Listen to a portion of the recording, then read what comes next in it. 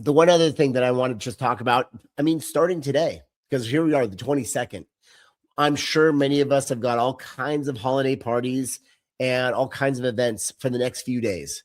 And we're going to be surrounded by culture and tradition and family. And so it is highly likely you will. I mean, obviously, guys, we're in the holidays.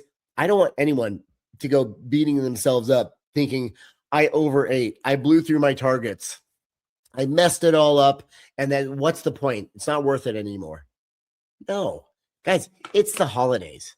If you actually zoomed out and you looked at the impact of what maybe 2 or 3 days of overeating, when I say overeating, it means eating a surplus of calories, going beyond whatever your targets are.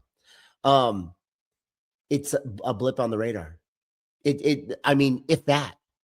But now what happens though is that if there's shame around that, and if you feel terrible about it and you're beating yourself up in the negative self-talk, that will actually turn into another 4, 5, 7 days, 2 weeks, 3 weeks, and it's this downward spiral. So there is literature that is shown that if it is a planned indulgence keeps you in complete control.